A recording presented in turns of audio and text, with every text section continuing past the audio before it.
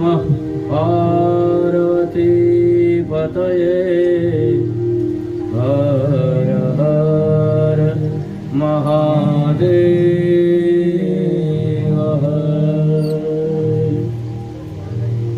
મને આપજો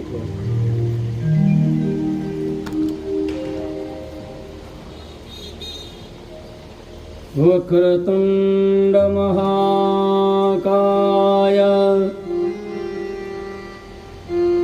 सूर्यकोटि समप्रभ निर्विघ्नं कुरु मे देव सर्वकार्येषु सर्वदा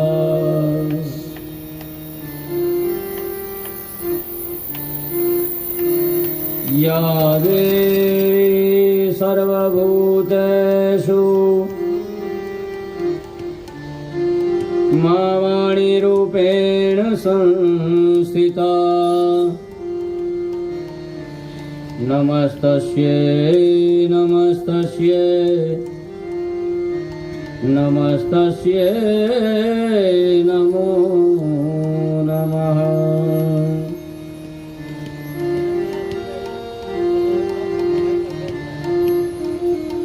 सच्चिदानन्दरूपाय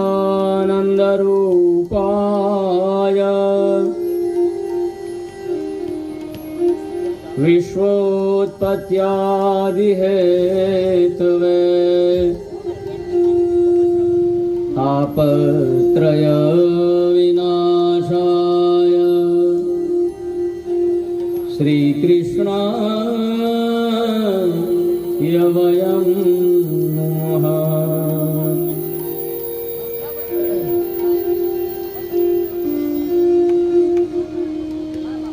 वासनात् वासुदेवस्य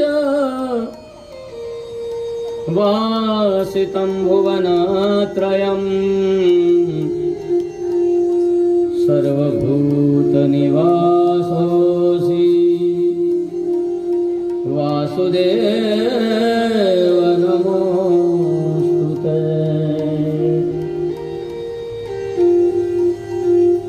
यं प्रव्रजन्तमनुपेतमपेतकृत्यं द्वैपायनो विरहकातराजुहाव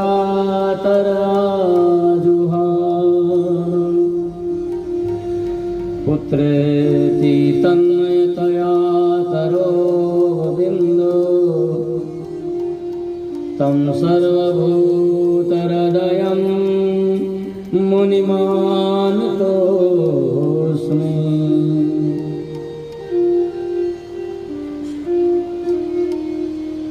व्यासं व्यासकरं वन्दे मुनिं नारायणं स्वयं यतः प्राप्तकृपा लोकामुक्ता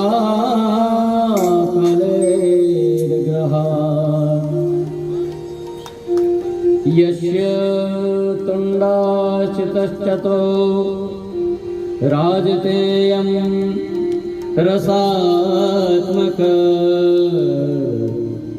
तमच्युतकथा कुञ्जे सुकुञ्जन्तं सुखं भजे। श्रीधरं श्रीधरं वन्दे श्रीधरेकपरायणं यस्यैव श्रीप्रसादेन श्रीधरेयं कृती कृता। राधा भक्तिर्हरिज्ञानं ताभ्यां याच समन्विता तां श्रीभागवतीं गाथा वन्दे युगलरूपिणीं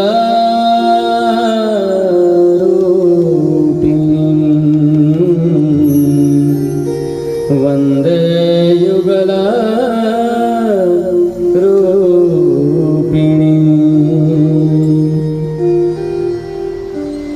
કથામાં પ્રવેશ કરીએ પહેલા ભરતભાઈ 2 મિનિટ સંકીર્તન કરાવ, પ્રભુનું નામ સ્મરણ કરી અને કથામાં પ્રવેશ કરીએ.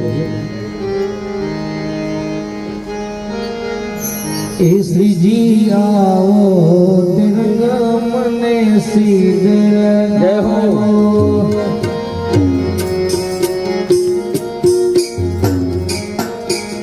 હે શ્રીજી આવો તિરંગા મને સીધે લગાયો.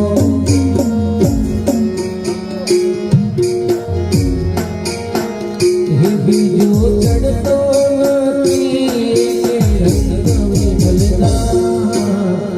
આવો રંગ મને સીધ લગાયો.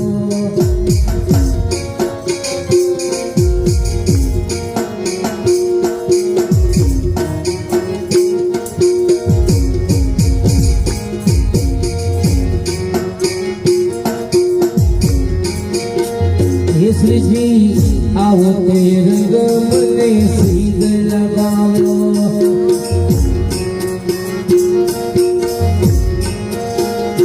બીજો ચડતો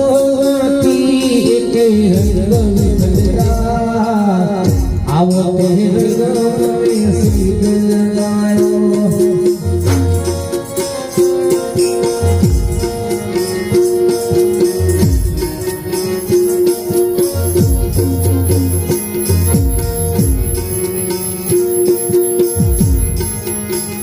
એ હું તો રજમાં ગઈને મારું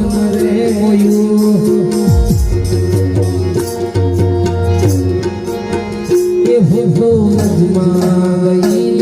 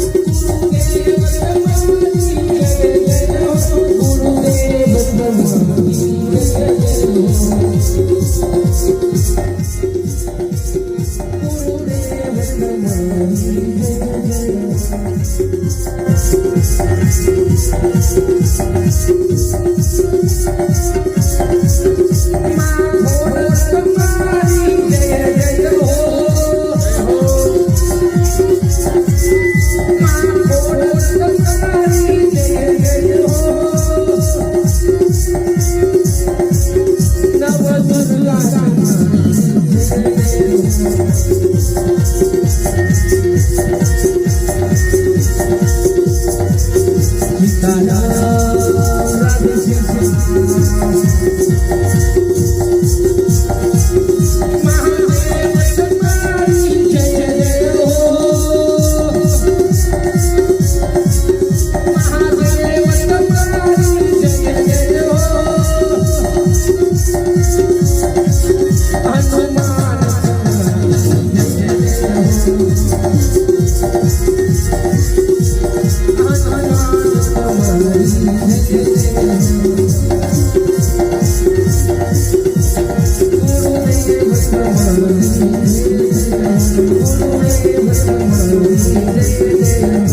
ભાગવત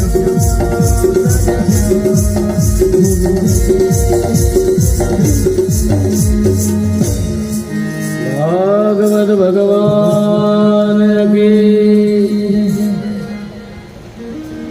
કાલે આપણે જોયું ભગવાને ઇન્દ્રના ગર્વને ઉતારવા માટે ચારે બાજુથી જ્યારે અનરાધાર વરસાદ વરસવા લાગ્યો અને બધા કહે કનૈયા બચાવું બચાવું બચાવું, ભગવાને માત્ર ટકલી આંગળીથી ગોવર્ધન ઉઠાવ્યો અને પછી પણ બાલાએ લીલા કરી. પોતે ત્રિભંગી થયા છે, પગની આંટી મારી છે, કેડમાંથી વાંસળી કાઢી અને પોતાના અધર ઉપર લગાવી અને ટચલી આંગળીથી એક વેદ ગોવર્ધન પર્વત છે એ ઊંચો થયો.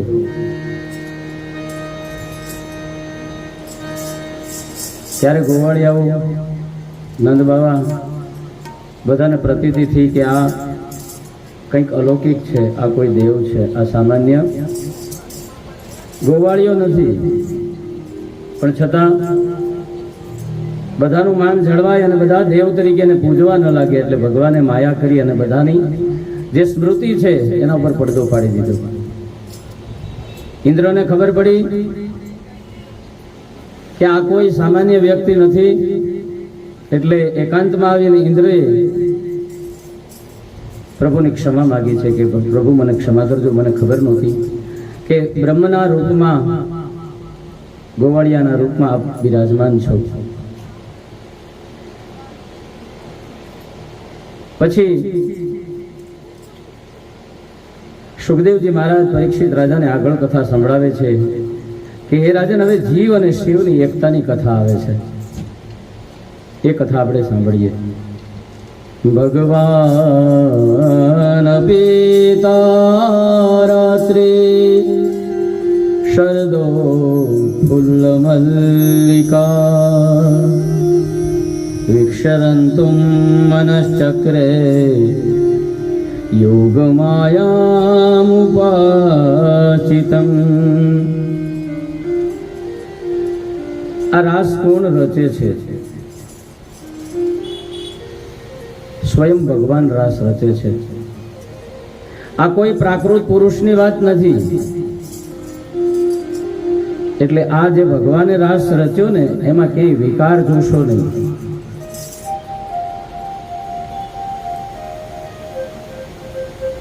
આમાં અપવિત્રતા અને કામ વાસના ક્યાંય આવે જ નહીં. જેમ ગોપીઓ ભગવાનનો અનુભવ કરવા લાલાયિત છે ને, એમ ગોપીઓને મળવા માટે પણ કૃષ્ણ લાલાયિત છે. અને આ ગોપીઓ કઈ છે? કોણ છે ગોપીઓ? તો કે સાધન સિદ્ધા. જે સાધનાઓ કરી કરી ઋષિ મુનિઓ છે એ ગોપી બનીને આવ્યા છે. ઋષિ રૂપા અનેક ઋષિ મુનિઓ છે એ ગોપી બનીને આવ્યા છે. શ્રુતિ રૂપા જે અનેક કથાઓ જ્ઞાનના સત્સંગો સાંભળી સાંભળી શ્રુતિ અને જે બન્યા છે ઋષિ, એવી શ્રુતિ રૂપી ગોપીઓ છે. સ્વયં સિદ્ધા, પોતાને સ્વયંને સિદ્ધ કર્યા છે જેમણે સાધના કરીને, એવી સ્વયં સિદ્ધા ગોપી છે. જેને અધિકાર હતો એવી ગોપીઓને જ લાલાએ કંકોત્રી મોકલી છે. કેવી કંકોત્રી મોકલી છે? લખીને નથી મોકલી, પણ વાંસળીનો સૂર છેડ્યો અને જેના હૃદયની અંદર, જેના તન મન ધન એ પ્રભુના રંગથી રંગાયેલા હતા, એને જ આ સૂર સંભળાવ્યા. જેના તન મન અને ધન એ પ્રભુના રંગમાં રંગાયેલા હતા, એને જ આ સૂર સંભળાયો. બાકીના લોકોને આ સૂર નથી સંભળાયો.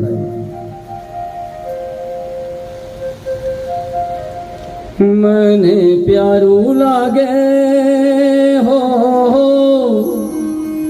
સૌને વાલું લાગે હો, એ મને પ્યારું લાગે શ્રીજી તારું નામ. તન મન ધન શ્રીજીના ચરણોમાં તન મન ધન શ્રીજીના ચરણોમાં સૌને વાલું લાગે હો, સૌને વાલું લાગે શ્રીજી તારું નામ. તન મન ધન શ્રીજીના ચરણોમાં તન મન ધન શ્રીજીના ચરણોમાં. શ્રીનાથજી શ્રીનાથજી શ્રીનાથજી શ્રીનાથજી શ્રીનાથજી શ્રીનાથજી શ્રીનાથજી શ્રીનાથજી. જેના તન મનમાં ભગવાન પ્રત્યે પ્રીતિ હતી એને આ સુર સંભળાયો. સ્વયં સીધા એટલે કોણ? તો કે જેણે વેદોની ઉપાસના કરી છે એવી શ્રુતિરૂપી ગોપી આમ કરી અને આ રાસની અંદર 10 વર્ષની ઉંમરથી લઈ અને 90 વર્ષ સુધીના લોકો આવ્યા છે કે જેણે ભગવાનની સાધના કરી છે. આ વૃંદાવનમાં રાસલીલા શરૂ થઈ છે. 3 પ્રકારના રાસ છે. એમાં પ્રથમ જે રાસ મંડળ છે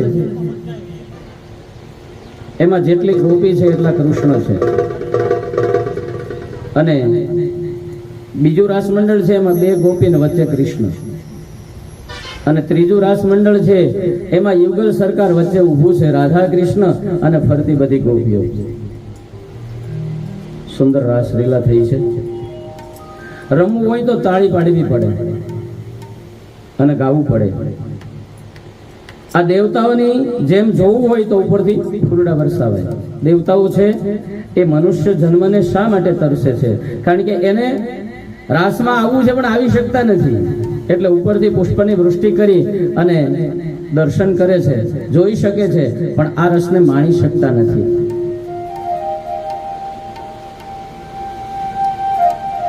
અહીંયા રાસમાં આવવું હોય તો પુરુષ હોય કે સ્ત્રી હોય, એને ગોપી ભાવ તો કરવો પડે.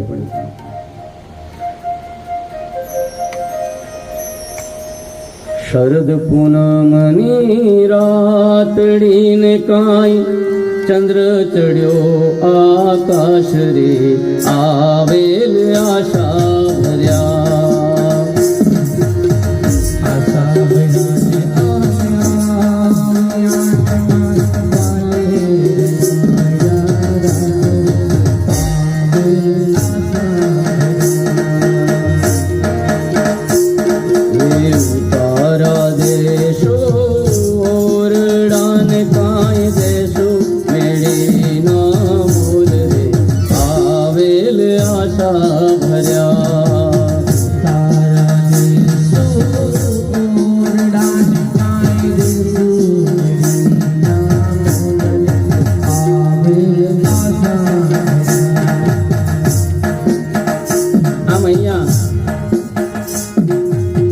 રાસલીલા થાય છે, એક પછી એક રાસની જમાવટ થાય છે. વાહ વાયા અને વાદળ ઉમટ્યા એવા ગોકુળમાં ટવક્યા મોર. કથામાં સંગીત ભરેલું છે. એટલા માટે તો નારદજીનો જે જન્મ થયો એમાં નારદજીએ કીધું કે ભગવાન મને 7 સ્વરોવાળી વીણા આપી, અને એ વીણા દ્વારા જેને કહ્યું કે જ્યાં સંગીત નથી ત્યાં જીવનની હસ્તી નથી. એટલે સંગીત કથામાં હોવું પણ જરૂરી છે. પણ આપણે બધા સંગીતમાં રાસ એમના રમાજ કરીએ ને તો આ કથા આખી રાસથી થાય, પણ મૂળ કથા આપણે ન કરી શકીએ. રાસ તો આપણે ગમે ત્યાં રમી શકવાના છીએ, કથા આપણને ગમે ત્યાંથી મળવાની નથી. એટલે વધારે મહત્વ કથા ઉપર આપવું પડે. રાસ રમવાથી આપણું મન ને તન એ બંને આનંદ પામશે.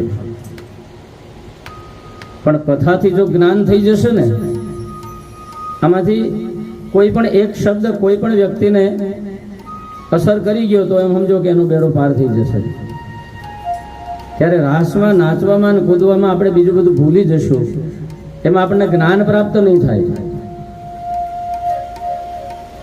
ભક્તિની સાથે જ્ઞાન હોવું જરૂરી છે. આ રાસલીલા એટલે જીવ અને શિવની એકતા છે. પ્રેમની પહેલી અવસ્થા છે તદ વિચાર અવસ્થા.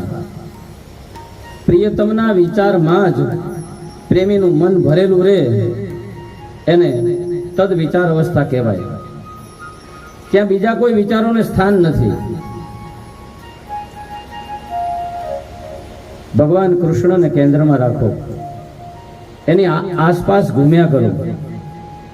નાચવાનું, ગાવાનું એની કોઈ જરૂર નથી, પણ આપણે જે કંઈ કામ કરીએ છીએ એમાં આપણી કેન્દ્રમાં ભગવાન કૃષ્ણ છે એવું માનીને જે કંઈ કામ કરીએ એટલે આપમેળે એ રાસ થઈ જવાનો છે.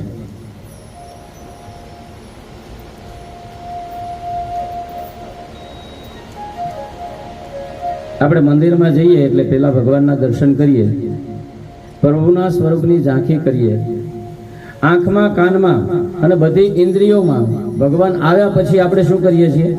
પરિક્રમા કરીએ છીએ. એટલે પેલા ભગવાનને હૃદયમાં સ્થાપવા જોઈએ, આંખોમાં, કાનમાં અને હૃદયમાં ભગવાન આવે ત્યાર પછી આપણે ફરતા આંટો મારીએ એટલે એ રાસ થઈ ગયો. પ્રદક્ષિણા એટલે કે દક્ષિણ અંગ, જમણું અંગ ભગવાન તરફ રાખી આસપાસ રાખીને ફરવાનું, અને એ પરિક્રમાનો ભાવ એ છે કે પ્રભુને, અંશને કેન્દ્રમાં રાખો. આપણો અંશ કોણ છે? આપણે કોના અંશ છીએ? ભગવાનના. એટલે એને કેન્દ્રમાં રાખો. ગમે ત્યારે તમે એવું જ વિચારો કે હું ગોપી છું અને કૃષ્ણ મારી આસપાસ છે.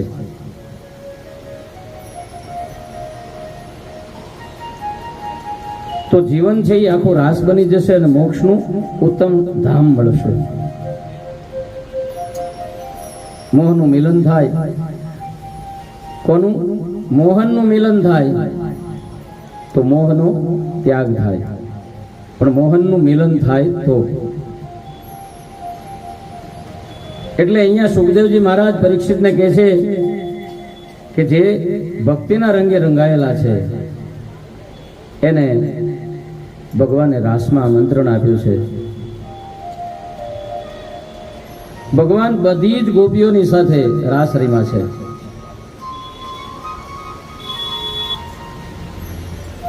એટલે ગોપીઓને અભિમાન આવ્યું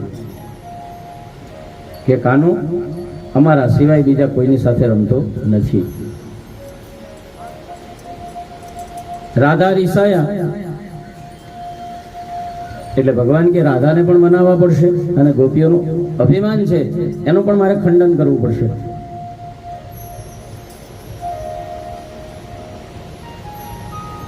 ભગવાન એટલા માટે શું કરે છે? ગોપીઓના અભિમાનને દૂર કરવા માટે ભગવાન રાધા સાથે આ રાસલીલામાંથી અદૃશ્ય થઈ જાય છે. ગોપીઓ છે એ થોડી વાર પછી જોવે છે કે અલી સખી જોતો ખરી આ કૃષ્ણ ક્યાં જતા રહ્યા?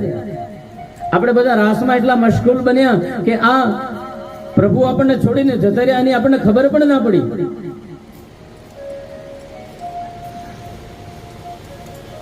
બધા શોધખોળ કરે છે, મળતા નથી. એટલે પછી પોતાની ગોપીઓની સંખ્યા ગણી કે આપણે 21 હતી, આપણે તો 20 જ થઈએ છીએ, એક કોણ ઓછું છે? જોવો અલી રાધા નથી, આપણા કરતા વધારે કૃષ્ણ એને પ્રેમ કરે છે એટલે એ રાધા એને લઈને જતી રહી છે.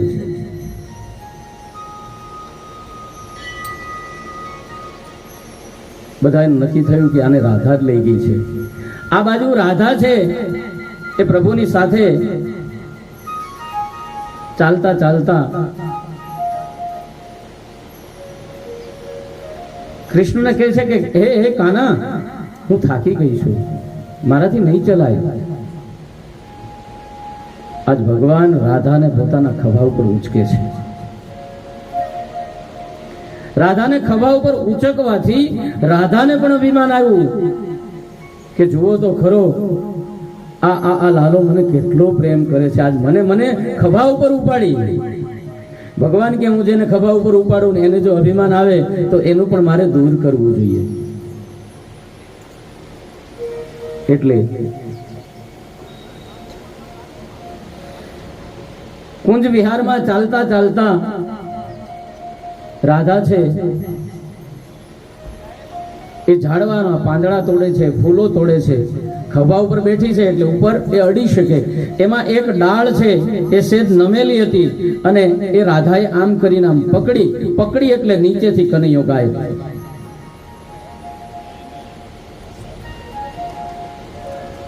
રાધા રડે છે કે મને કોઈક નીચે ઉતારો. પણ કોણ ઉતારે? આ બાજુ પેલી ગોપીઓ છે એ કૃષ્ણના વિરહમાં ગાંડી બની છે અને શું કરે છે?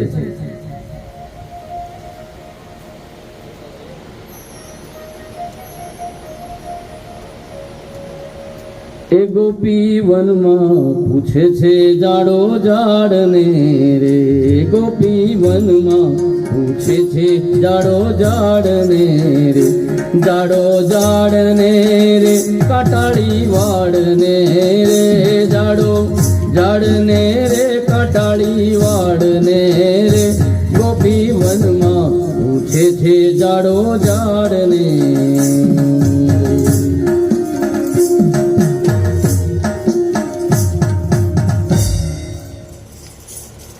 ઝાડને પાનને પક્ષીઓને પૂછે કે મારા કૃષ્ણને ક્યાંય જોયા? મારા કૃષ્ણને ક્યાંય જોયા?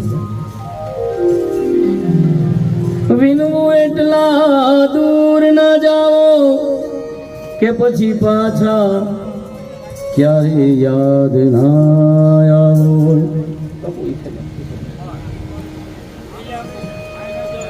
માનું અવિરત મળવું અઘરું, માગ્યું કોને મળે છે સઘળું. આ કરગરું એટલા ક્રૂર ના થાવો કે પછી પાછા ક્યારે યાદ ના આવો.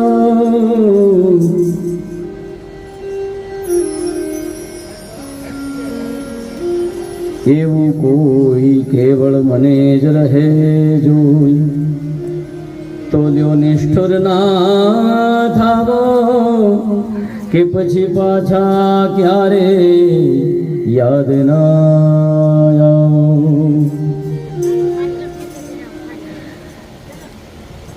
શમણું એક તમ સાચવી રાખ્યું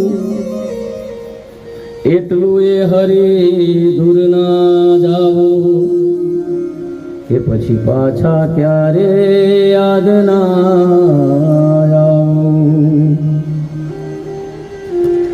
આવેલ તો મેં આંસુઓથી રોઈ પણ ફળની આશા ન કોઈ. પણ સમૂળા નિર્મૂળ ના થાવો કે પછી પાછા ક્યારે યાદ ના આવો.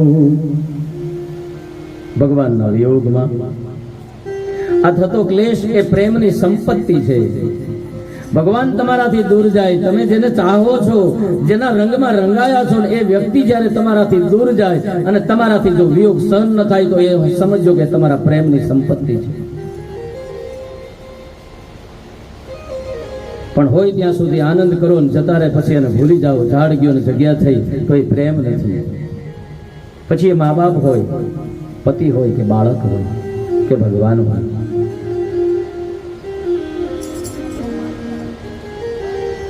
જેના જીવનમાં નથી એ ગમે એટલો પૈસા હોવા છતાં પણ એ ગરીબ છે.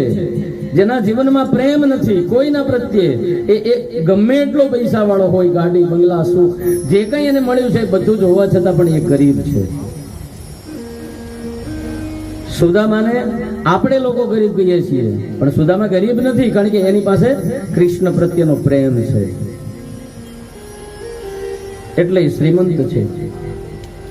નરસૈયો શ્રીમંત, મીરાબાઈ શ્રીમંત, અરે ચૈતન્ય શ્રીમંત, અને કબીર છે ને એ પણ પોતે શ્રીમંત છે.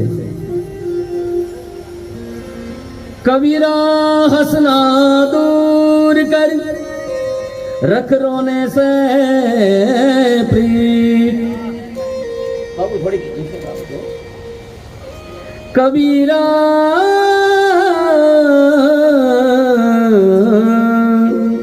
कबीरा हंसना दूर रख रोने से प्रीत बिनु रोए कित पाए आवा प्रेम पियारामी. ગોપીઓ આજ પ્રેમમાં પાગલ બની છે. એક એક શબ્દ છે એ કૃષ્ણને ચોટ મારી રહી છે. प्रीतम धागा प्रेम का न तोड़ो खींचताई. प्रीतम धागा प्रेम का न तोड़ो खींचताई. टूटे से फिर ना जुड़े, जुड़े तो गांठ पड़ જાય. પ્રેમનો સંબંધ કેવો છે? પતિ અને પત્નીનો સંબંધ કેવો છે? કૃષ્ણ અને એક ભક્તનો સંબંધ કેવો છે? કે જે સંબંધ છે એને જો તમે ખેંચો ને તો એ તૂટી જશે, અને તૂટી ગયા પછી એ સંબંધને જોડવો હશે તો એમાં તમારે ગાંઠ પડી જશે. જેમ કે કાચો દોરો છે ને તમે ખેંચો એટલે તૂટી જાય, પણ એ દોરાને જોડવો હોય તો પછી એમાં ગાંઠ પડશે, સીધો દોરો નહીં રહે. એટલે તમે જેની સાથે વિશ્વાસના સંબંધો બાંધ્યા છે, આડોશી પાડોશી કે કોઈ પણ વ્યક્તિ આવીને તમારા કાન ભંભેરે, પણ એ સંબંધ તૂટવો ન જોઈએ. એ તૂટશે તો વચ્ચે ગાંઠ પડી જશે. અહીંયા એટલા માટે ગોપી કહે છે, પ્રીતમ ધાગા પ્રેમ કા ન તોડો ખીંચતોય. તૂટે સે ફિર ન जुड़े, जुड़े तो गांठ पड़ जाए. प्रीतम प्रीत लगाई के दूर देश मत जा, रहियो हमारी नगरी में हम मांगे तुम खाई. अरे हे कृष्ण, તું દૂર દેશ જામાં, તારે કઈ નહીં કરવું પડે. તું અહીંયા અમારી પાસે આવતો રે, હું આ નગરમાં ભીખ માંગીશ તારા માટે. આ ગોપીઓ કૃષ્ણને સાજ કરી કરીને કહે છે, કમ ખાશા કમ પહેરેશા અને કોરા રાખી શાકેશ. હે પ્રિયતમ, તારા માટેથી ને હું ઓછું ખાઈશ. કમ ખાશા કમ પહેરેશા, તારા માટે કપડા પણ ઓછા પહેરીશ, કારણ કે ખર્ચો ઓછો થાય ને. કમ ખાશા કમ પહેરેશા, અરે મારા માથામાં તેલ પણ નહીં નાખું જેથી કરીને ઓછો ખર્ચો થાય. અબ કે સજણા તો હે પાય પડું, મત જા રે પરદેશ. હે મારા પ્રિયતમ, હે કૃષ્ણ, હે માધવ, તું મારાથી દૂર ન જા. હું તને પગે લાગુ છું, તારા પાયે પડું છું. એટલે જ કોઈ કવિએ ખૂબ સુંદર લખ્યું છે, અફાટ રણ છે અને રણમાં આપ સૌ જાણો છો કે પાણી ના હોય. આ રણની અંદર એક સારસ અને સારસી એકબીજાની ડોકમાં ડોક નાખીને મરેલા પડ્યા છે. એમાં બે સખીઓ છે એ ત્યાંથી પસાર થઈ. એટલે આ એક સહેલી બીજી સહેલીને પોતાની બેનપણીને પૂછે છે કે બેની, આ સારસ અને સારસી બે મરેલા પડેલા દેખાય છે, પણ આમાં નથી ક્યાંય બાણ લાગેલું દેખાતું કે નથી કોઈ પારધી દેખાતું.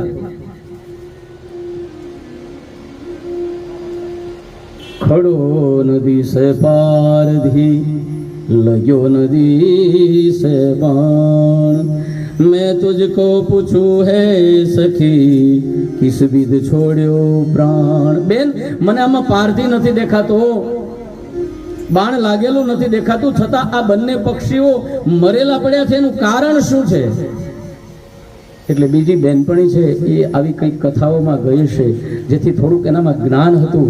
એટલે એણે આ મરેલા પક્ષીને જોયા ને એનું તારણ કાઢ્યું, પણ એનું તારણ કેટલું ઉત્તમ છે. બંને પક્ષી ત્યાં પડ્યા છે, ત્યાં આ શું કે છે, જળ થોડો ને ગણો એહી इसको प्रमाण। આ અફાટ રણની અંદર ખાબોચિયું પાણીનું ભરેલું છે ને એમાં એક પક્ષી પી શકે એટલું જ પાણી છે, બેયને પાણી પીવું છે, તરસ એક સરખી લાગી છે, પણ પ્રેમ કેવો છે? એટલે એક પછી એક પક્ષી એકાબીજાને શું કહે છે કે તું પી, તું પી, તું પી। જળ થોડો નેહ ઘણો એહી इसको प्रमाण। तू पी करता तो नो छोड़े प्राण।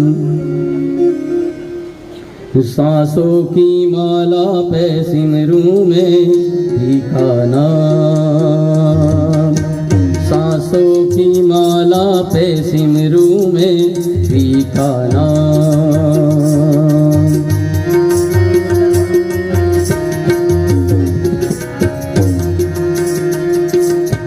अपने मन की मैं जानूं पी के मन की शान। अपने मन की मैं जानूं पी के मन की शान।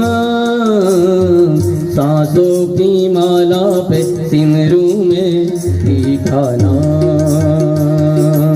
सांसों की माला पे सिमरूं में भीखा नाम। श्वास श्वासनी अंदर भगवान ने याद करो। सांसों की माला से सिमरू में पी केता भगवान આપણો પ્રીતમ એ છે સાચો।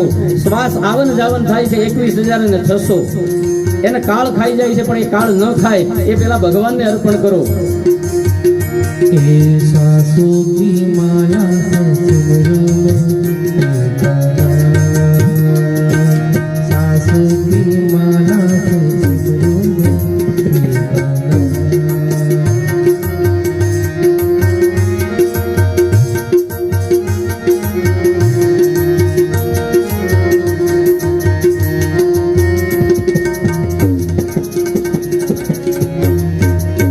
प्रेम के रंग में ऐसी डूबी बन गया एक हीरो। प्रेम के रंग में ऐसी डूबी बन गया एक हीरो। प्रेम की माला जपते जपते आप वही में शाम। प्रेम की माला जपते जपते आप वही में शाम। सांसों की माला पे सिमरूं में भीखा नाम। सांसों की माला पे सिमरूं में भीखा नाम। जीवन का श्रृंगार है प्रीतम। स्त्रीना जीवनનો શણગાર કોણ છે? जीवन का श्रृंगार है प्रीतम, मांग का है सिंदूर। प्रीतम की नजरों से गिर कर जीना है किस काम। जेना तमे छो एनी नजरोथी एक वखत माणस नीचे पड़ी जाए પછી એ જીવન છે એ જીવવા જેવું નથી રહેતું। તો જેને પ્રેમ કરો છો એના થઈને રહો। આમ બધી ગોપીઓ કૃષ્ણના વિયોગમાં રડે છે, ભગવાનને યાદ કરે। વળી એકાબીજી ગોપીઓ પછી કૃષ્ણ મળતા નથી એટલે શું કરે છે કે કૃષ્ણની જેવી ચાલ કાઢે। કોઈ વળી પોતાના હાથથી બાંસરી બનાવે, ત્રિભંગી બને કે જો આ કૃષ્ણ ઉભો છે। કોઈ વળી કૃષ્ણના જેવી ચાલ કાઢી અને કે જો કૃષ્ણ આવે છે। આમ ગોપીઓ એમ કરતા કરતા શોધે છે। એમ કરતા ચંદ્રમાના અંજવાળામાં એને પગલા દેખાણા। એટલે કે બેન અહીંયા જો એક સાથે 4 પગલા છે રમણ રેતીમાં। એટલે રાધા અને કૃષ્ણ આ રસ્તે થઈને ગયા છે। એટલે બધી ગોપીઓ છે એ પગલાને જોતી જોતી આગળ વધે છે। અને આગળ જતા જોયું ને તો એક જ જોડી પગલા, એટલે 2 જ પગલા હતા, પણ એ કેવા હતા? ઊંડા। એટલે બીજી ગોપી કહે છે કે બેન આ પગલા ઊંડા રેતીમાં ગયા છે। એનું કારણ છે કે આ પગલા કૃષ્ણના છે, એને એની માથે વજન ઉપાડ્યો છે, એટલે આ પગલા વધારે પડતા રેતીમાં ઊંડા ગયા છે। જો તો ખરી રાધાના ભાગ્ય એ સખી આ કૃષ્ણએ એને ખભે બેસાડી। બધી ગોપીઓ પોતાના ભાગ્ય પર રડે છે। બેન રાધાને કૃષ્ણએ ખભે ઉપાડી। પણ હજી એ લોકો થોડા આગળ ચાલે ને ત્યાં કોઈનો રડવાનો અવાજ સંભળાયો, એ મને કોઈ નીચે ઉતારો. અલી સખી જોતો કોઈક રડી રહ્યું છે, કોઈ બૂમો પાડે છે. કોણ હશે? આ તો રાધાનો અવાજ લાગે છે. આ બધી ગોપીઓ આગળ જાય ત્યાં રાધા ઝાડ ઉપર લટકેલી છે. લટકી રે રાધા ઝાડ પર લટકી. ગાવા બેસીએ તો નકરા ગીતો જ છે આમાં, કૃષ્ણની લીલા છે. એટલે રાધા ઝાડ ઉપર લટકેલી છે એટલે બીજી ગોપીઓ કહે છે કે જો તો ખરી આ ઝાડ ઉપર લટકી છે, ટેબલ ક્યાં ગયું? તો કે ટેબલ ગાયબ થઈ ગયું. મોટી ગોપીઓ છે 3 નીચે ઊભી રહી, એની માથે 2 ગોપી ચડી અને પછી રાધાને નીચે ઉતારે છે. અલી રાધા, અહીંયા આ ફૂલો બિખરાયેલા છે તો કાનાએ શું તારો ચોટલો ગૂંથ્યો તો? હા સખી, ચોટલો ગૂંથ્યો તો. ચોટલો ગૂંથ્યા પછી જ મને આ ઝાડ મેં પકડીને એ ક્યાં જતા રહ્યા મને ખબર નથી.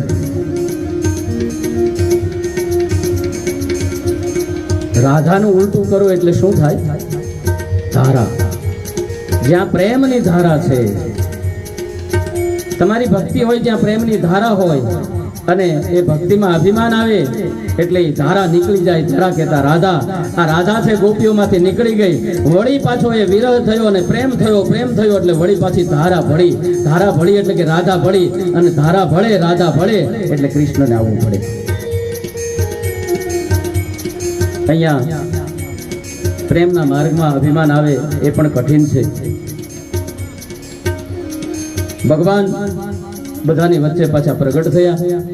સૌ કોઈ છે અને આનંદ થયો છે કે મારો નાથ આવ્યો.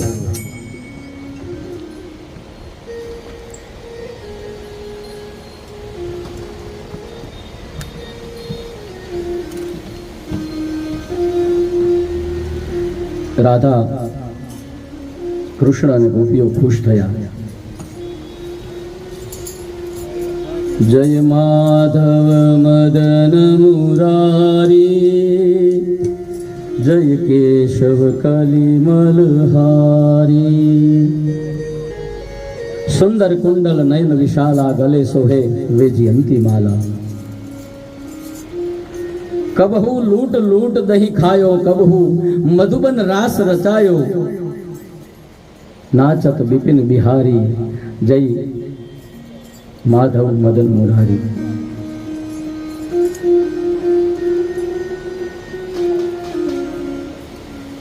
ભગવાનના વિરહમાં ગોપીઓ ગાંડી બની અને એ સમયે એને ભગવાનને યાદ કરી અને જે રચના કરી એને ગોપી ગીત કહેવામાં આવે છે. જયતે તેધિકમ જન્મના વ્રજ, શ્રયત ઇન્દિરા શાશ્વતત્રહી.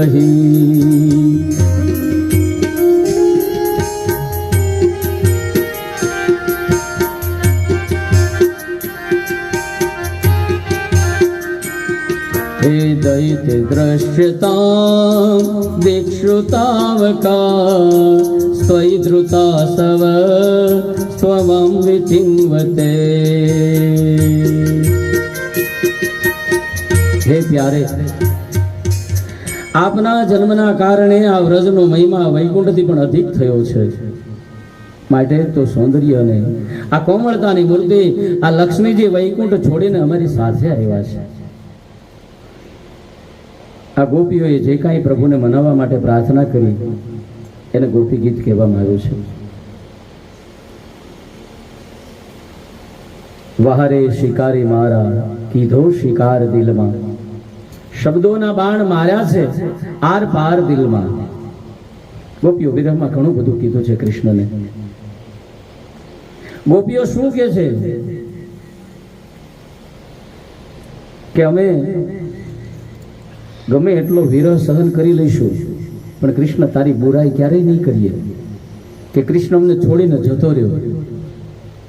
આ આપણને ભાગવત શીખવાડે છે કે જેને તમે પ્રેમ કર્યો છે, જેને તમે ચાહ્યા છે, જેને તમે મિત્રતા કરી છે, એનાથી કદાચ ક્યારેક ભૂલ થઈ જાય તો પણ તમે એની 5 જણા બીજા બેઠા હોય ત્યાં જઈને ખોદણી ન કરો, કારણ કે એમાં તમારું પોતાનું પણ અપમાન થાય છે. જો એ વ્યક્તિ તમે જેની પાસે ખોદણી કરો છો એ વ્યક્તિ સમજદાર હોય તો એ તમને કહેશે કે પહેલા મિત્રતા કરી ત્યારે તને ખબર નહોતી. અને માણસ જાત છે, કોઈક ને કોઈક આપણાથી ભૂલ થઈ જ જાય. ભૂલ કોની નથી થતી? તો કે જે પૂર્ણ પુરુષોત્તમ છે એની ભૂલ નથી થતી. એટલે અહીંયા ગોપીઓ એ પણ કહે છે કે હે કનૈયા, અમે તારી બુરાઈ ક્યાંય નહીં કરીએ, કારણ કે એમાં અમારો જ વાંક આવશે. સતાર સત્ય ન છૂટે, તારો ન પ્રેમ તૂટે. પ્રભુ મને એવા વિચાર દેજે, પરમેશ્વર તું દિલમાં. હે પ્રિયતમ, તે અમારા માથે જે જુલ્મ સિતમ ગુજાર્યા ને એની વાત જગરમાં અમે જાહેર નહીં કરીએ, અમે એને છુપાવી રાખીશું, જગતને બતાવશું નહીં, ફરિયાદ નહીં કરીએ, કારણ કે જુલ્મો સિતમને તારા જાહેર કરીને તો આખરે અમારે જ બદનામ થવાનું છે. આમ વિયોગનો તાપ ખૂબ સહન કર્યો છે અને એક એક પદ છે આમ ગાવાની ખૂબ ઈચ્છા થાય અંદરથી, એટલા શબ્દો પણ સારા છે.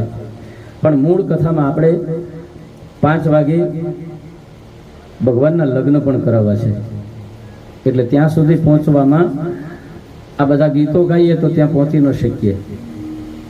અને મેં શરૂઆતમાં વાત કરી એમ કે કથા મહત્વની છે.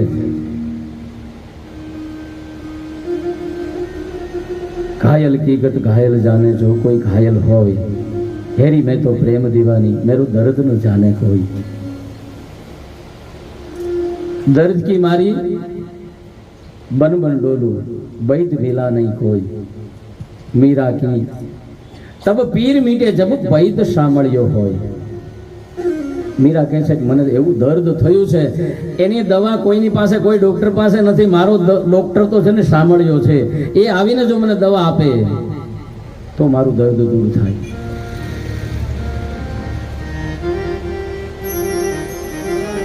ગોપીઓને પ્રભુ રાધા આ બધા ભેગા થયા એટલે રાસલીલા ફરીથી શરૂ થાય.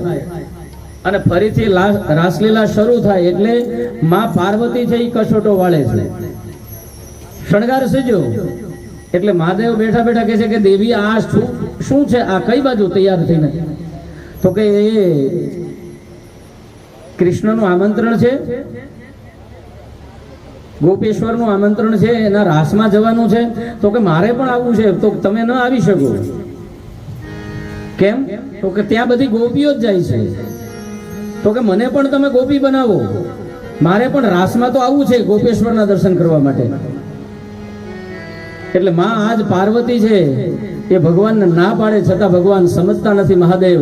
એટલે ભગવાનની જટા છે એનો સરસ મજાનો અંબોડો બનાવ્યો છે, મોગરાના ફૂલનો સરસ મજાનો ગજરો ભગવાનને નાખ્યો છે અને સરસ મજાની સુંદર સાડી પહેરાવી છે. एक बार श्री भोले भंडारी हे बन के ब्रिज की नारी, गोकुल में आ गए हो, गोकुल में आ गए. अरे एक बार श्री भोले भंडारी, अरे एक बार श्री भोले भंडारी, बन पर ब्रिज की नारी, गोकुल में आ गए हो, गोकुल में आ गए. पार्वती ने मना किया पर ना माने त्रिपुरारी, गोकुल में आ गए, ओ गोकुल में आ गए. अरे पार्वती ने मना किया पर ना माने त्रिपुरारी, गोकुल में आ गए हो, गोकुल में आ गए. ओ मेरे भोले बाबा, ओ मेरे भोले बाबा, कैसे ले जाऊं तुम्हें रास में. ओ मोरे भोले बाबा, कैसे ले जाऊं तुझे रास में. मोहन के सिवाना कोई दूजन जावे इस रास में.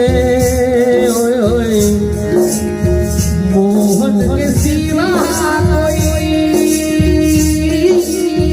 कोई जावे इस करेगी ब्रिज की नारी, मानो बात हमारी। गोकुल में आ गए, ओ गोकुल में आ गए। हाथ करेगी, अरे हाथ करेगी ब्रिज की नारी, रानी गोकुल में आ गई, हो गोकुल में आ गई, ओ गोकुल में आ गए। माए ના પાડી પણ છતાં મહાદેવ કહે છે કે મારે આવવું છે। સજી ધજીને મહાદેવજીને માં પાર્વતી છે રાસની મધ્ય પધાર્યા। કન્યાની નજર ગઈ, કેળમાંથી વાંસળી કાઢીને વગાડી છે અને આજ મારો મહાદેવ છે આ વાંસળીના સૂર માથે નાતે છે। એમાં સાડી પડી ગઈ, અંબોડામાંથી મોગરાના ફૂલ છે વિખાઈને પડી ગયા અને ઘરડા મીંડા બહાર નીકળવાઓ એક પછી એક। आ ही गए शंभू समझ गए ब्रिज राज रे, खीस गई जब सर से सारी मुस्कुराए बनवारी। અને ત્યારે કૃષ્ણ પરમાત્માએ ત્યાં ગોપેશ્વર પ્રભુની સ્થાપના કરી અને ત્યાં ગોપેશ્વર મહાદેવનું મંદિર બનાવવામાં આવ્યું। આ જીવ અને શિવની એક થવા માટેની કથા છે, અલૌકિક છે। આમ ભગવાન શિવ છે ને, એ મેં તે દિવસે બેઠો ત્યારે પણ વાત કરી હતી કે કાંઈ નહોતું ત્યારે પણ શિવ હતા ને કાંઈ નહીં હોય ત્યારે પણ શિવ જ હશે ને આ બધું છે છતાં પણ શિવ જ છે અને શિવથી મોટું કોઈ છે નહીં ને ક્યારે કોઈ મોટું થઈ શકવાનું નથી। शिव की शरण में आ जा, भोले की शरण में एक बार आ जा, जा भोले की शरण में।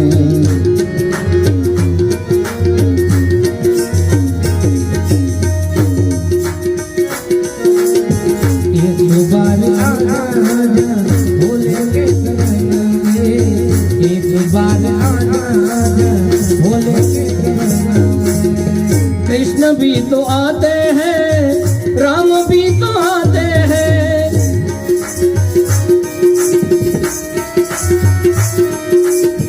कृष्ण भी तो आते हैं, राम भी तो आते हैं। शिव की शरण में एक बार आजा, आजा भोले की शरण में एक बार आजा, भोले की शरण में।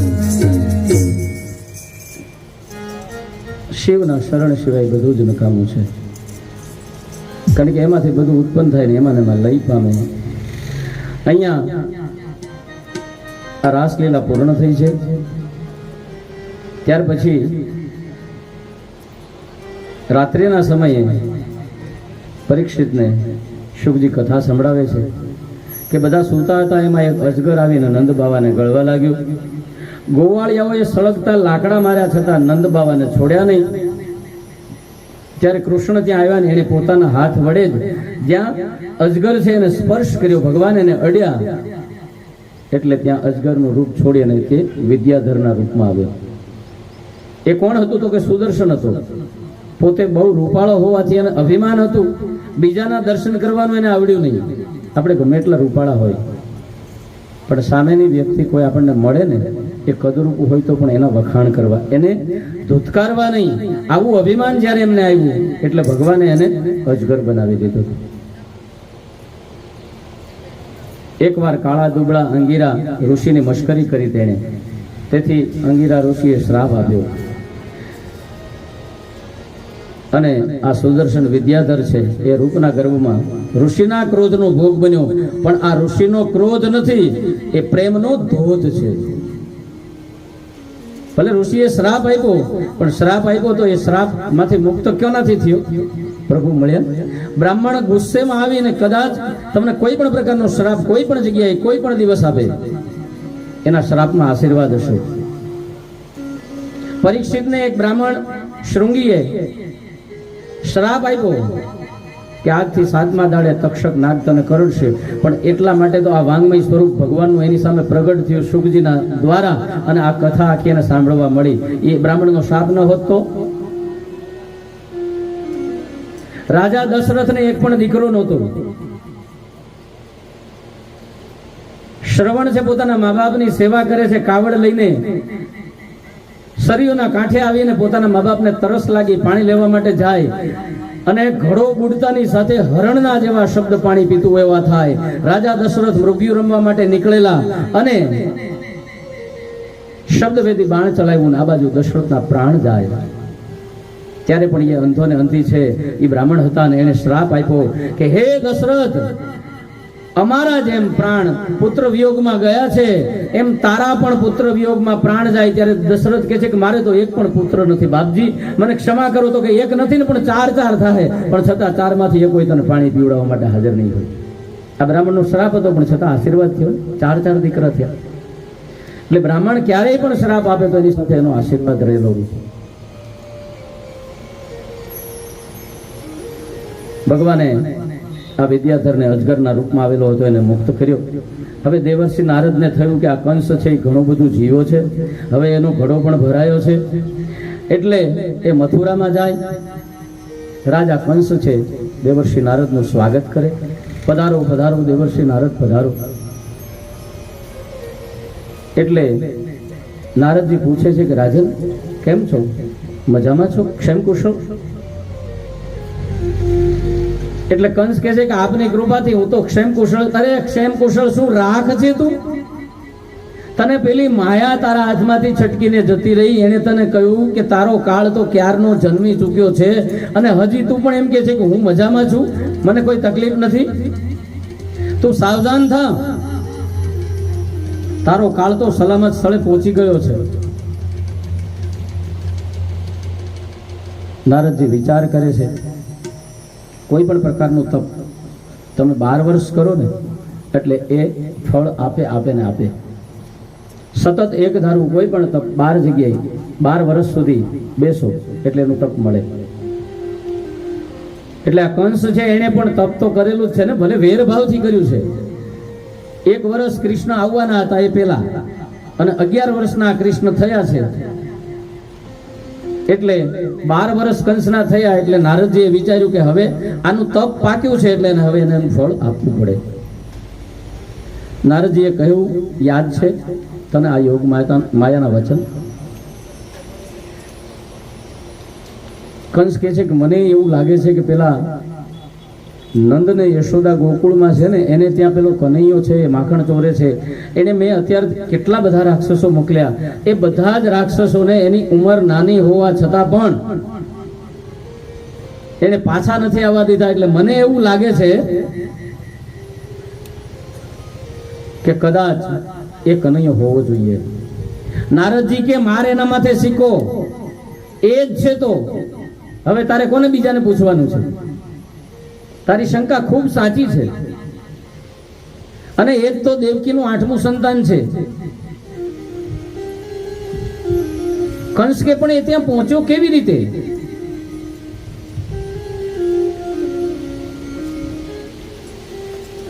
નારદજી કે કંસ તું બહુ ભોળો છો, તને ખબર નથી આ તારા ચોકીદાર, આ તારા સૈનિકો એ બધા વાસુદેવની સાથે મળી ગયા છે. તને ખબર ન પડે એમ રાત્રિ દરમિયાન આ બધા એ બેડી તાળા બધા ખોલી નાખ્યા અને આ વાસુદેવ છે ને ના દીકરાને ત્યાં ગોકુળમાં મૂકી આવ્યા છે. તું તારા ગણે છે ને તારા નથી. કંસ કે તમારી વાત તો સાચી છે. નારદજી વિદાય લે છે. કંસ આ બાજુ પોતાની સભાને બોલાવીને કહે છે કે આપણે હવે આ ગોકુળમાંથી કૃષ્ણને બોલાવવો છે અને એનું કામ પૂરું કરવું છે. તો કેવી રીતે આપણે એને આમંત્રણ આપીએ? એમ નામ તો આવે નહીં. તો ભેગા મળીને બધા નક્કી કરે છે કે આપણે એક ધનુષ યજ્ઞ ગોઠવીએ અને ધનુષ યજ્ઞમાં નંદ બાવા સહિત ગોકુળના બધા જ લોકોને આમંત્રણ આપીએ. એટલે આયોજન થયું. પણ તો કે ધનુષ યજ્ઞનો નિયમ શું? તો કે ધનુષ યજ્ઞનો નિયમ એવો છે કે જો ધનુષ તૂટે તો યજમાનનું મૃત્યુ થાય. એટલે વળી કંસ મૂંઝાણો કે તો શું કરશું? એટલે બીજા જે સાથી મિત્રો હતા એને કહ્યું કે તું ચિંતા ન કર, અમે ધનુષનું રક્ષણ કરીશું ને એ ગોવાળીઓ શું ધનુષને તોડી નાખવાનો છે. આયોજન ગોઠવાનું છે. બ્રાહ્મણ બોલાવી ધનુષ યજ્ઞની તૈયારી કરવાનું સૂચન કર્યું. બ્રાહ્મણોએ કહ્યું કે આ ધનુષ ન તૂટે એનું ધ્યાન રાખજો. જો ધનુષ તૂટશે તો યજમાનનું મૃત્યુ થશે. આ બાજુ બધી તૈયારી થઈ છે, નગરને શણગાર્યું છે. ત્યાર પછી કહ્યું કુવલિયાપીડ હાથી છે અને દારૂ પીને તૈયાર રાખો. શલ તોશલ ચાણૂર અને મુષ્ટિક આવા મલ્લો છે, એમને તૈયાર રાખો કે જો હાથીથી બચી જાય તો શલ અને તોશલ, અને શલ તોશલ થી બચી જાય તો ચાણૂર અને મુષ્ટિક એનાથી પણ એને ચપટીમાં ચોળી નાખશે. કૃષ્ણને તેડવા જવા પડશે. કોણ જાય? યોગ્ય પાત્ર જોઈએ, ભગવાન છે. કંસે અક્રૂરજીને બોલાવ્યા, બધી વાત કરી. તમારે સોનાનો રથ લઈ અને ગોકુળ જઈ બંને ભાઈઓને લાવવાના છે. અક્રૂર છે એ પણ કંસના બનેવી છે. બનેવી કોને કહેવાય? જેની સાથે બનતું હોય ને એને બનેવી કહેવાય. અને એની સાથે બનતું રહેવું જ જોઈએ, કારણ કે એને આપણે આપણી બેન આપી છે.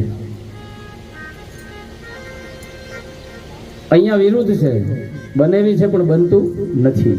અક્રૂરને પણ એમની સાથે એટલું બનતું નથી. કંસ કહે છે અક્રૂરને કે તમારે કૃષ્ણ અને બલરામને તેડવાના છે. એટલે અક્રૂરજી કહે છે કે શું કામ હાથે કરીને તારા કાળને તેડવા જાય છે તું? શું તારે હવે જતું રહેવું છે, રહેવું નથી? શા માટે મૃત્યુને આમંત્રણ આપે છે?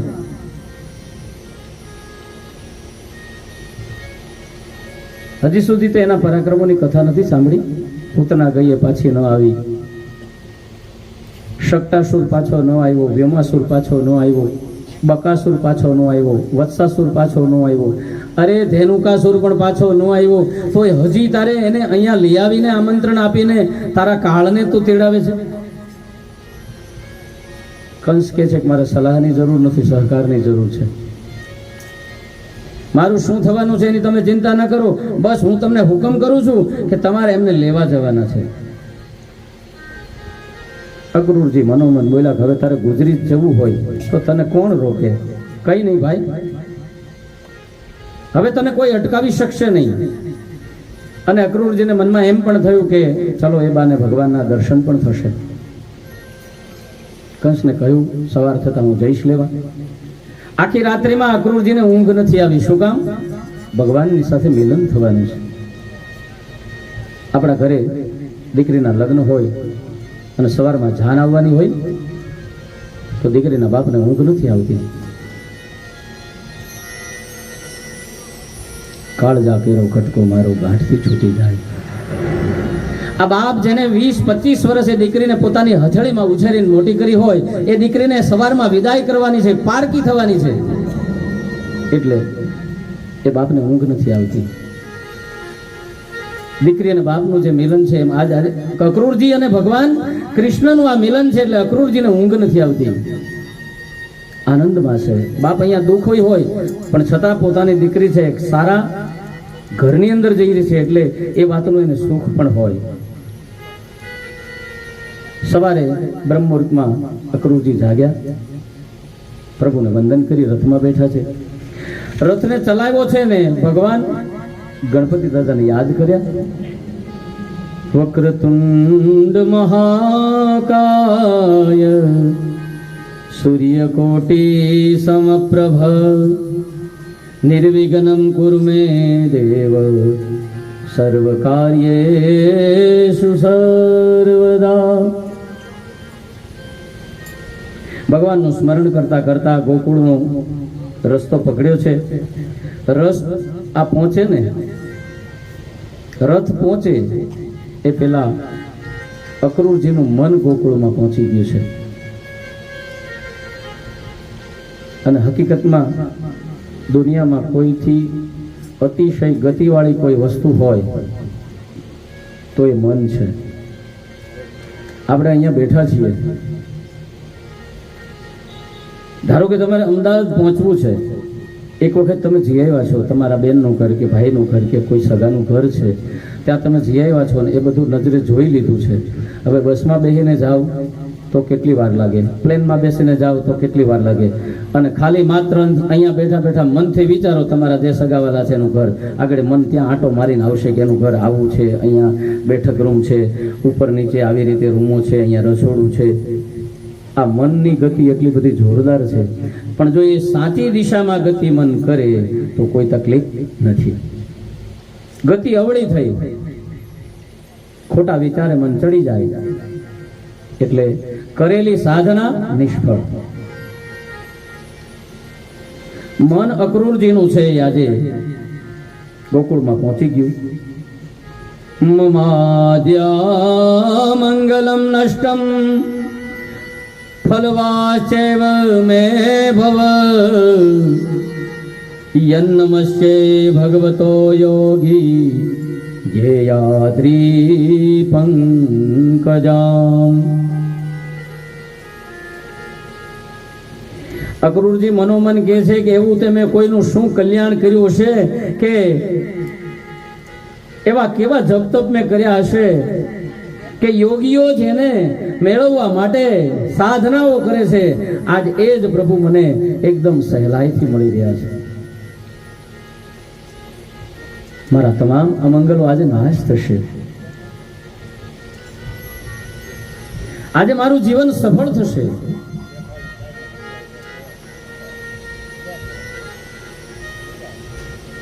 અક્રૂર ભગવાનને મળવા માટેના આતુર છે, એ ભગવાનના ચિંતનમાં રત છે, અને રસ્તો ક્યાં કપાઈ જાય છે એની ખબર નથી. તમને અંદરથી જેને મળવાની તાલાવેલી લાગી હોય એ પછી 1000 ગાવ આગવું હોય ને તો પણ તમે એના મય બન્યા હોય તો એ 1000 ગાવ ક્યારે કપાઈ જાય છે એની ખબર નથી પડતી. અને માત્ર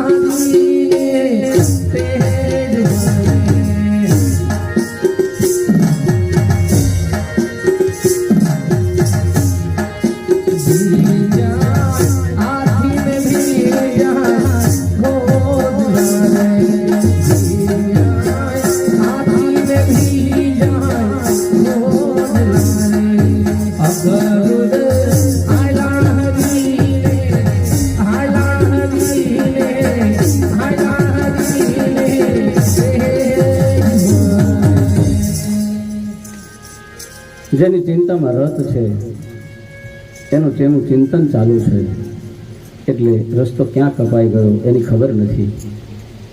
ધરાની મહેક છે ગગન સુધી, ગગનની છે ધરા છે, અને ધરાની સાગર સુધી છે. બેફામ તોય કેટલું થાકી જવું પડ્યું, નહીંતર ઘરનો રસ્તો છે સ્મશાન સુધી. આખી જિંદગી આપણે કેટલી દોડાદોડી કરીએ છીએ, બાકી આખરે જવાનું ક્યાં છે? ઘરમાં જન્મ થાય અને છેલ્લે સ્મશાનમાં જવાનું છે.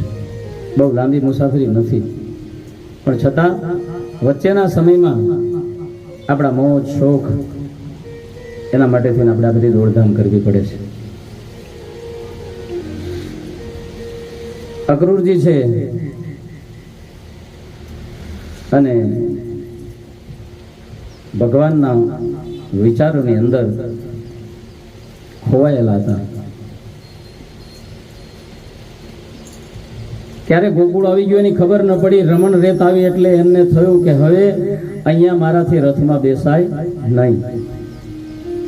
અક્રૂરજી આજ આ રમણ રેતીમાં આળોટતા ગોકુળની અંદર આવે છે.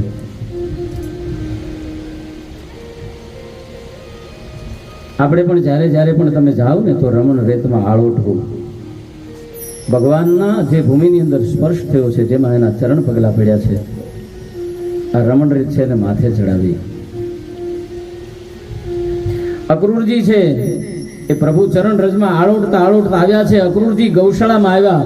બળભદ્ર અને કૃષ્ણએ સાંભળ્યું અને જોયું, અરે આ તો આપણા અક્રૂર કાકા. બે ભાઈ દોડ્યા છે. ચરણ રજમાં આળોટતા અક્રૂરજીને તેડીને ઊભા કર્યા બંને ભાઈઓએ અને હૃદયે લગાડ્યા. અને કૃષ્ણ કહે છે કે કાકા તમે આવ્યા, બહુ સારું થયું હો. કેમ છો કાકા? કાકા કહ્યું ને, અક્રૂરજીની છાતી ગજ ગજ ફૂલવા લાગ્યો. આજે 14 બ્રહ્માંડનો નાયક તમને કાકા કહીને બોલાવે અને કોની છાતી ન ફૂલે? જગતનો નાથ આજ કાકો કે છે, પછી એને કેમ ન હોય ફાંકો? અક્રૂરજી ખૂબ ગૌરવ અનુભવે છે કે વાહ મારા નાથ, વાહ તારી લીલા અપરંપાર છે.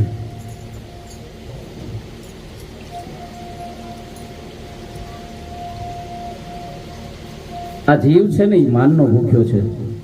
પરમાત્મા જ્યારે જીવને માન આપે ને ત્યારે જીવ એટલો બધો આનંદ પામે છે કે જેને વર્ણવી શકાતો નથી.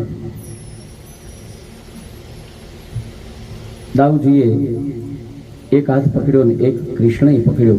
કાકાને ઘરે લઈ આવ્યા. બાબા મૈયા જુઓ આ કોણ આવ્યું છે?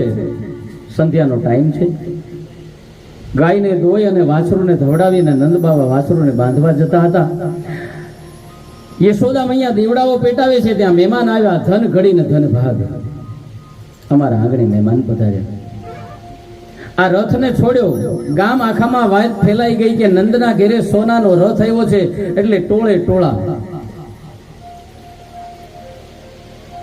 આખું ગામ ભેગું. કોણ આવ્યું છે? આ સોનાના રથ વાળું. ખબર પડી કે અક્રૂર આવ્યા છે. સ્વાગત થયું. બધાને આનંદ થયો છે. અક્રૂરને આસન આપી બેસાડ્યા છે. કુશળ પૂછ્યું. જમવા બેઠા અને બંને ભાઈઓ કાકાની બાજુમાં બેઠા છે. ખૂબ આગ્રહ કરી કરીને જમાડ્યા છે. આ બધું પતી ગયું જમવાનું ને બધું. પછી અક્રૂરજીને પૂછે છે કે તમારે કેમ આવવાનું થયું? આ આપણી મહેમાન ગતિ છે. અત્યારે તો આપણે ઓચિંતાનું કોઈ આવી ગયું હોય એટલે હજી પાણી પણ ન આપ્યું હોય આપણે પૂછી કેમ અચાનક આ બધું શું છે, કેમ શું કામ આવ્યા?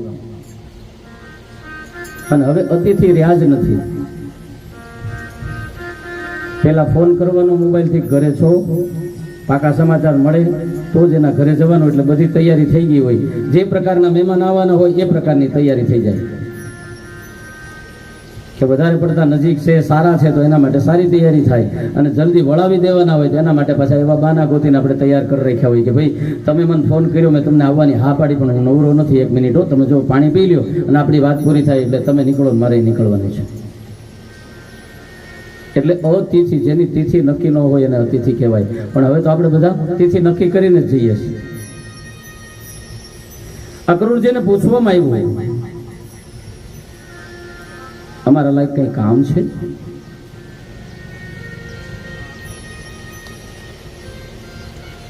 અક્રૂરજી કહે છે કે કંસની આજ્ઞાથી હું આવ્યો છું અને કંસ છે એ ધનુષ યજ્ઞ કરે છે અને એમાં તમારે આખા ગામનું નિમંત્રણ છે.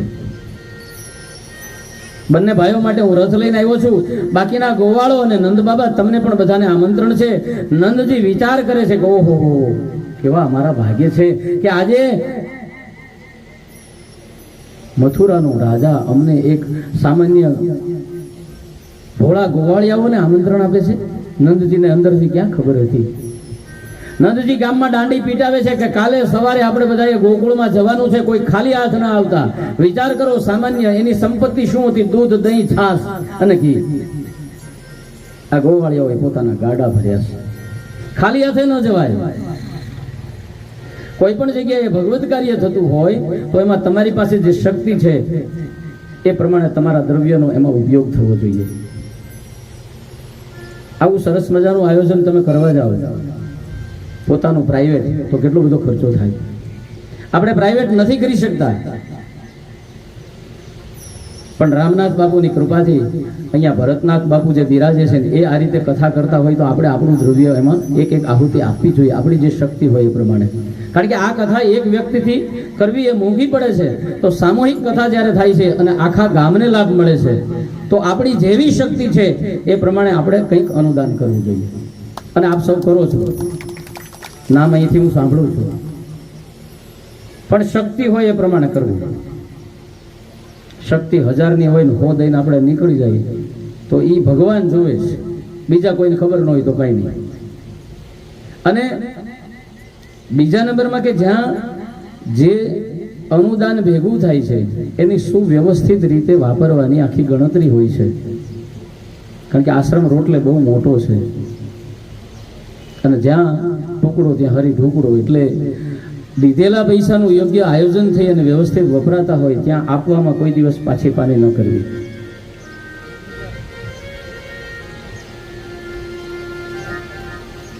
અક્રૂરજી કહે છે, ભાઈ કંસની આજ્ઞાથી આવ્યો છું, ધનુષ યજ્ઞ છે ને એમાં તમને બધાને તેડાવ્યા છે, બધા તૈયાર થજો.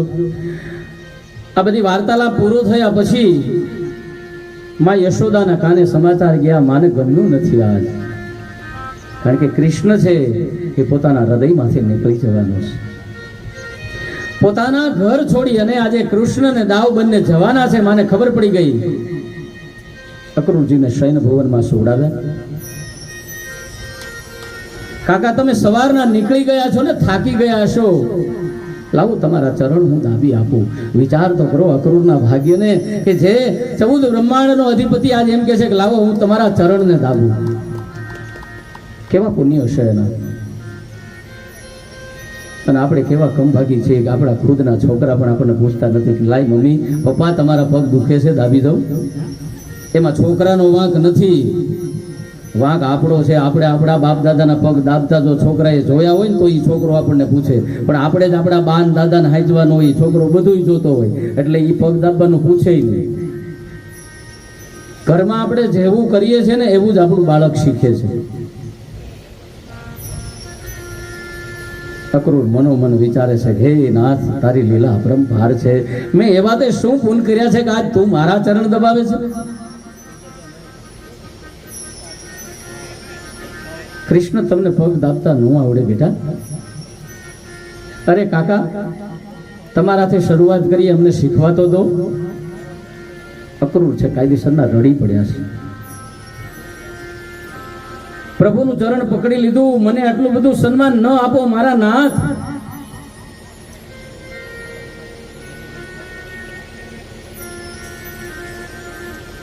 અક્રૂર શ્રી કૃષ્ણને કહે છે કે હું બહુ દુષ્ટ છું.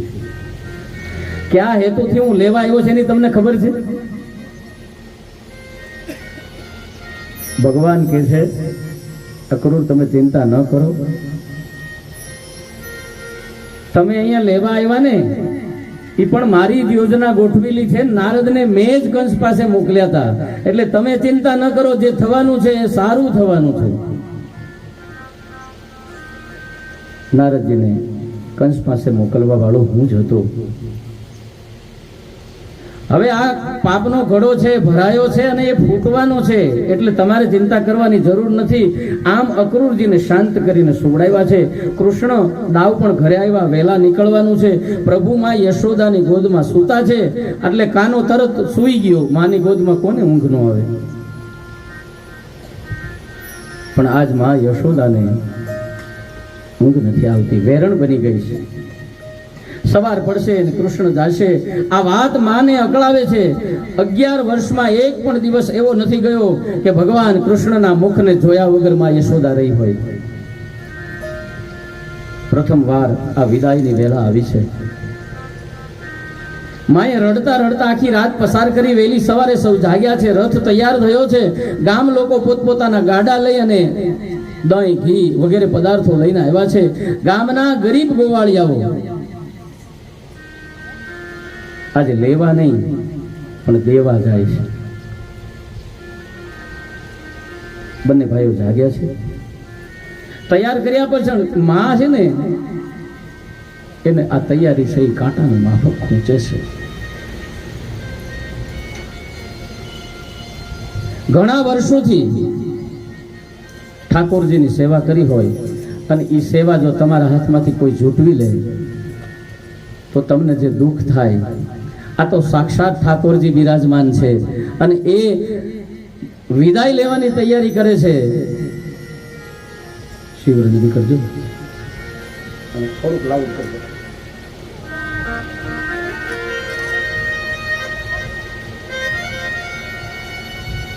આજ માં યશોદા રડે છે. અક્રૂરજીએ રથ જોડી તૈયાર કર્યો છે. નંદજીએ કહ્યું કે ચાલો બંને ભાઈઓ તમારી માને ખોલી લાગી રથમાં બેસો. કૃષ્ણ અને દાવ માને વંદન કરે. મા મુખનું ચુંબન કરી હૈયે ચાપી રડતી આંખે આશીર્વાદ આપે. તારું મનોહર મુખ હવે મને ક્યારે જોવા મળશે હે કૃષ્ણ? કૃષ્ણએ માને આશ્વાસન આપ્યું, માં હું જરૂર આવીશ. માના આશીષ લઈને બંને ભાઈઓ રથમાં બિરાજ્યા. ઓસરીના ઓટલા ઉપર થાંભલીના ટેકો લઈને ઓઢણીના છેડાથી આંખના આંસુ લૂછતી આજ નંદરાણી એમ ને એમ ઊભી છે. કાકા રથને ચલાવો. જ્યાં રથ ચલાવવા ગયા ને ત્યાં તો આ ગોકુળની જે બધી જ ગોપીઓ છે ને એ આવીને રથની આડી સૂઈ ગઈ. આંખમાં આંસુ છે. રથ અટકી ગયો. કૃષ્ણે જોયું તો ગાવા લાગી, અક્રૂર આવ્યા હરીને તેડવા રે, અક્રૂર આવ્યા હરીને તેડવા રે.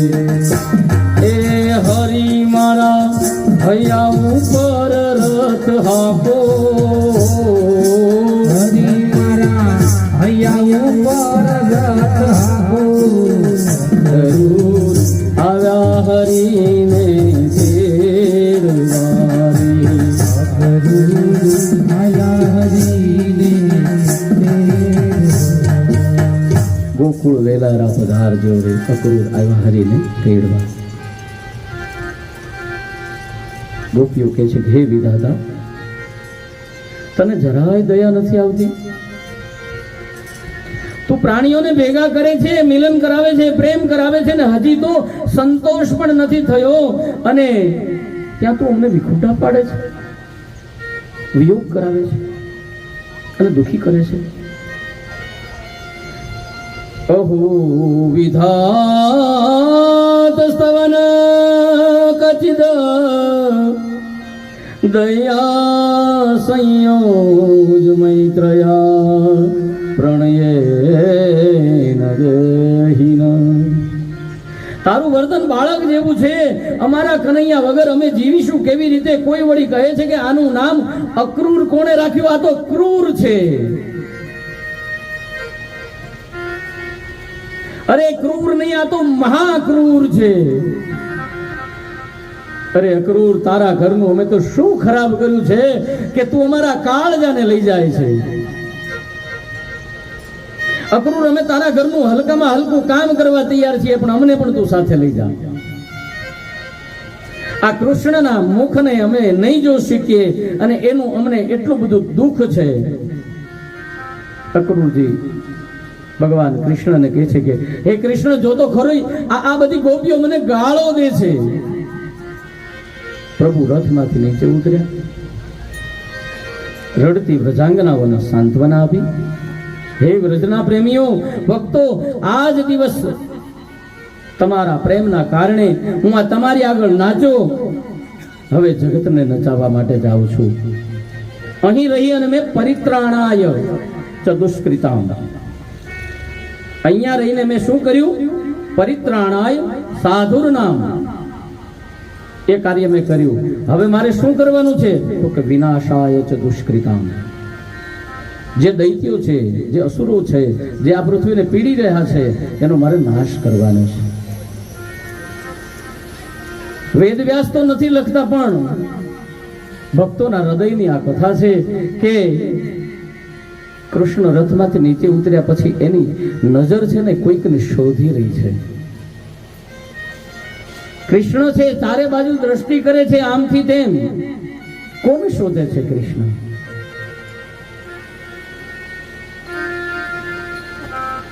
નજરમાં ના આવતા ગોપીઓને કૃષ્ણ પૂછે છે, ગોપીઓ રાધા ક્યાં છે? અરે હે સખીઓ, રાધે રાધે રાધે ક્યાં છે?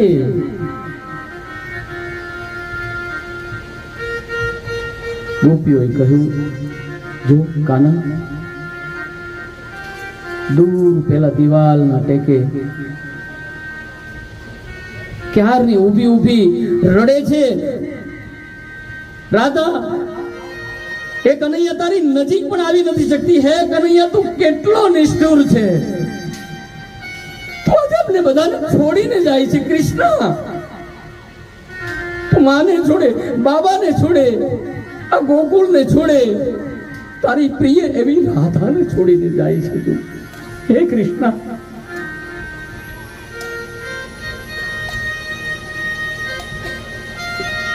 કનૈયા દિવાલનો ટેકો લઈ ઓઢણીના એક છેડાને પોતાના મોઢામાં દબાવ્યો છે અને એક છેડે આંસુ લૂછી પોતાના ભાગ્યને દોષ આપે છે. बिना कृष्ण की राधा अकेली क्या करे? એને વૃંદાવન સૂનું લાગવા માંડ્યું. જેની ભાંગે જોડ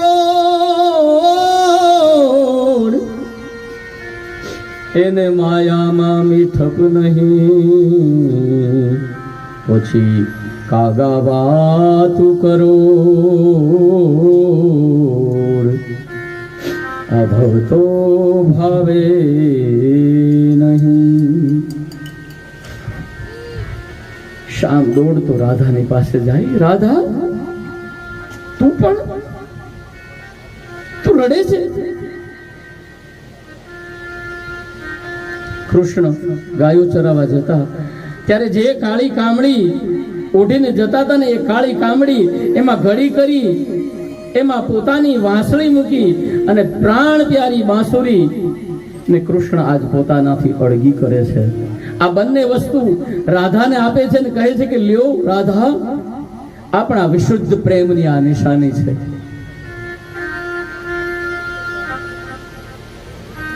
હું જાઉં છું, હવે આ બાંસુરીનું મારે કામ નથી. હવે હું વાંસળી નહીં વગાડું રાધા, હવે તો હું શંખ વગાડીશ, શત્રુઓના કાળજાને કંપાવીશ. રાધાએ કામળીની બાંસુરી હૃદય સરસા ચાપ્યા. કૃષ્ણ દોડીને રથમાં બેઠા અને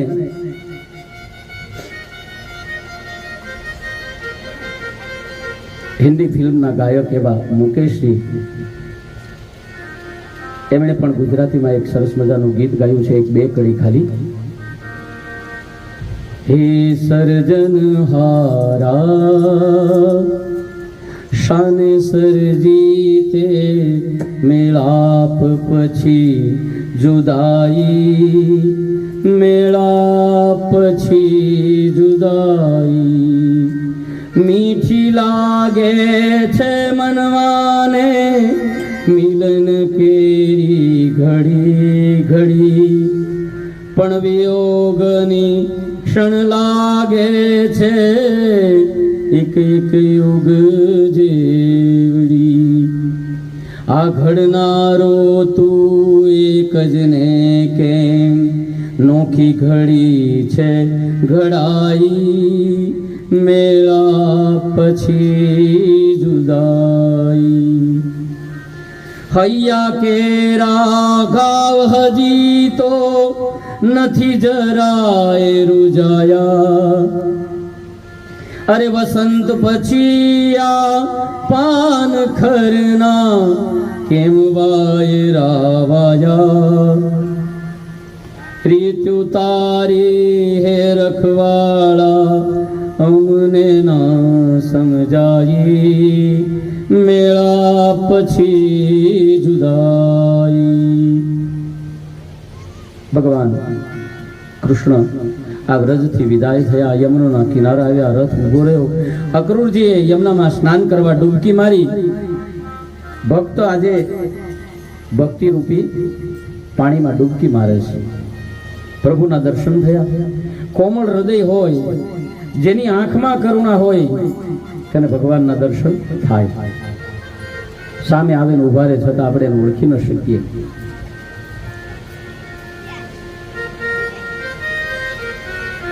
પ્રભુ છે નિરાકાર અને સાકાર બંને સ્વરૂપે બંનેના દર્શન કરી સ્તુતિ કરી અક્રૂર બહાર આવ્યા.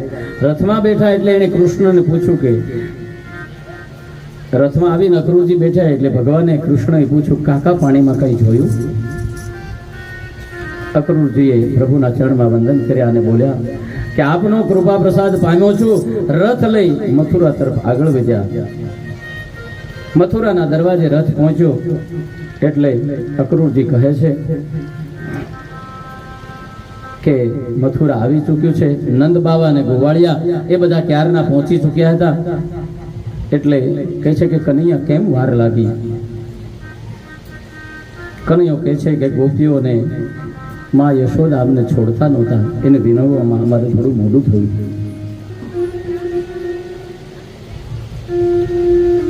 અક્રૂરજી કહે છે કે ગોવાળિયા અને નંદજી ભલે આ બાર આંબાવાડી છે એમાં રોકાતા, તમે પણ કંસના દ્વારે ચાલો, ત્યાં તમારા માટે મહેલ સજાવવામાં આવ્યો છે. કૃષ્ણ કહે છે કે નહીં કાકા, અમે ગામડાના લોકો, અમને શહેરમાં ન ફાવે. એ ઉપરાંત પ્રભુ કહે છે કે હજી પાપનો ઘડો ભરાણો નથી, થોડોક બાકી છે. એક દિવસ હજી બાકી છે અને જ્યાં કૃષ્ણ હોય ત્યાં કંસ ન હોય અને કંસ હોય ત્યાં કૃષ્ણ ન હોય. એટલે હું મથુરામાં નહીં આવું, આ બાર આંબાવાડી છે એમાં જ રહીશ. અમને આ બગીચામાં રહેવા દો. અક્રૂરજી ખાલી રથ લઈને જાય. કંસ ગુસ્સે થાય, કેમ ખાલી કેમ લઈને આવ્યો? અક્રૂર કહે છે ખાલી નથી આવ્યો, તારે મરવું જ છે તો તારો કાળ સાથે જ આવ્યો છે, પણ એ લોકોને ત્યાં રોકાવું છે આંબાવાડી બગીચામાં. ત્યાં મૂકીને ન હોય એને ખબર પડી જશે તો ભાગી જશે. અક્રૂર કહે છે કે ભાગે એમ નથી, ભાગવું હોય તો તું ભાગી જા, હવે તો તારું આવી બન્યું છે. કંસ વળી બીજા એના પહેરેદારો ચોકીદારો હતા, એને કહ્યું કે જાઓ ત્યાં બધી વ્યવસ્થા કરો અને ભાગી ન જાય અને કોઈ પણ પ્રકારના સમાચાર એને ન મળે એ ધ્યાન રાખજો.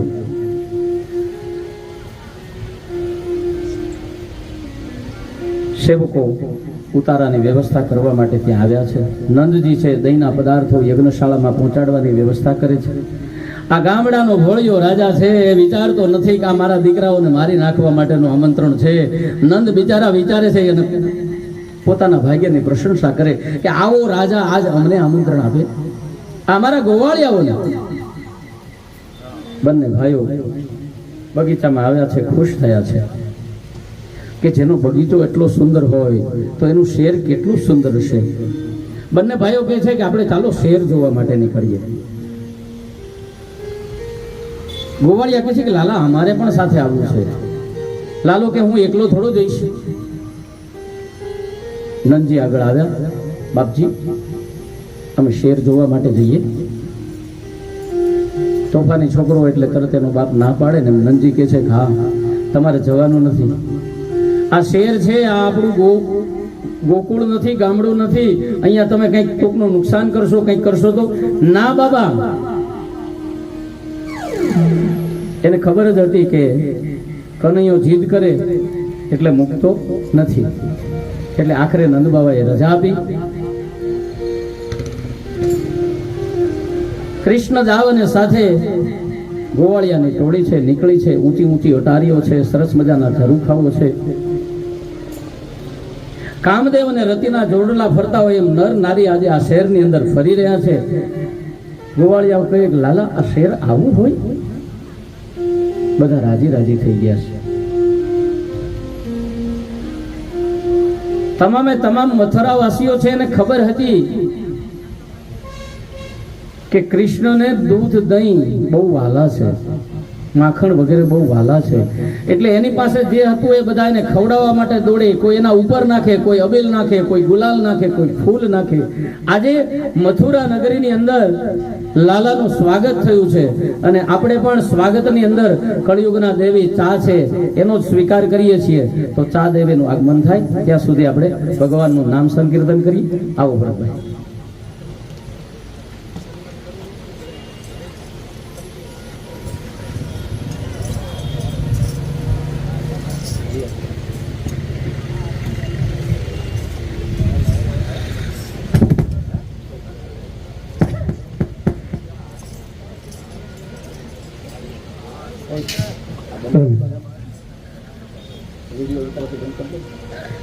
હલો